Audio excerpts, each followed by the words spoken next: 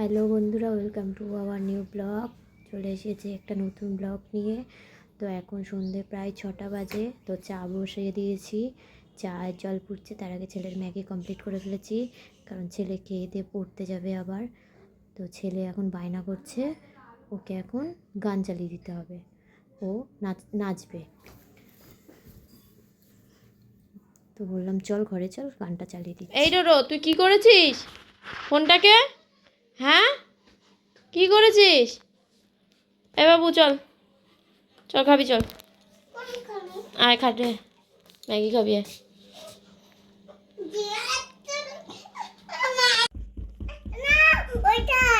আচ্ছা আচ্ছা করবো।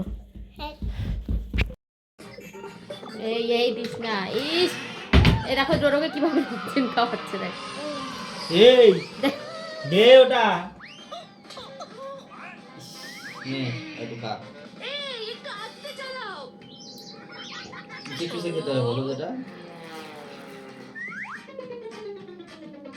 কি খাবে বলো? কুকি খাচ্ছি। আমি কুকি ওটা কি করে ভেঙে নিয়ে নেবে সেইটা আগে আমার জুস নে একটু খা। ভালো করে খা। এটা তো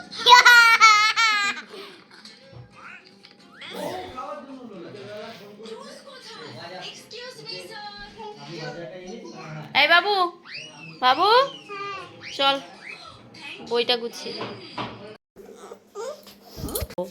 চলো বাই বাই। আবার ওটাকে খুলছে, দাও বেলুনটা দিয়ে দাও, দিয়ে দাও। কেন দিদুন অনেক বেলুন নিয়ে রেখেছে। ছেলেকে খাইয়ে পড়তে পাঠিয়ে দিলাম, ম্যাগি খাইয়ে দিয়ে ওর বাবা দিয়ে আসতে যাচ্ছে পড়তে। ওর ম্যামে আমাদের এই বাড়িতে আসে না, আমার বাপের বাড়িতে পড়ায়, কারণ অনেকটা দূর হয়ে যায়। এবার আমি রেডি হয়ে গেছি, আমরা একটু যাব আমার পিসি শাশুড়ির বাড়ি ক্যাভেন্টার্সে।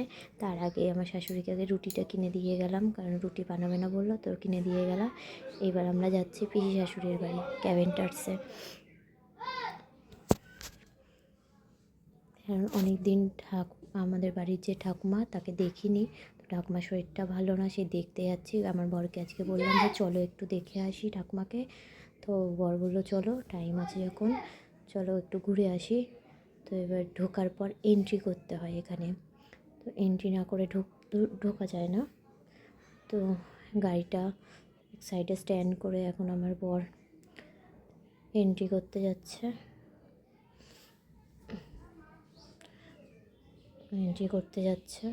এন্ট্রি করে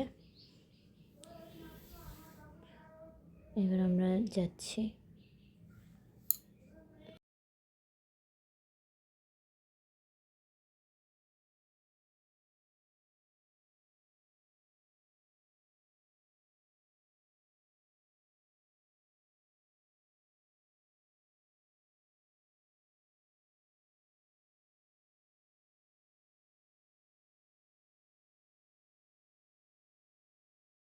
আমরা ছেলেকে নিয়ে যাইনি, বললাম না ছেলেকে পড়তে পাঠিয়েছি। ছেলে গেলে প্রচণ্ড দুষ্টুমি করে ওখানে গিয়ে, আর থাকতেও চায় না ঠিক মতন, কান্নাকাটি করে বাড়ি যাওয়ার জন্য। ওই জন্য ছেলেকে আর নিলাম না, আমরা দুজনে মিলেই গেলাম।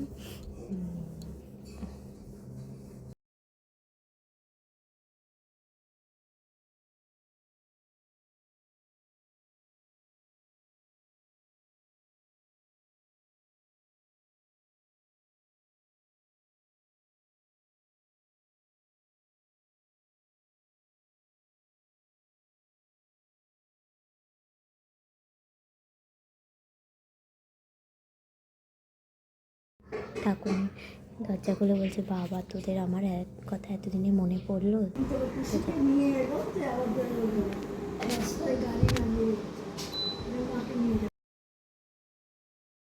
অনেক গাছ লাগিয়েছে, তো গাছের স্ট্যান্ড কিনেছে থাক করে রাখার জন্য। সেই বলছে ঠাকুরনি যা দেখ গাছগুলো কত সুন্দর সাজিয়েছে।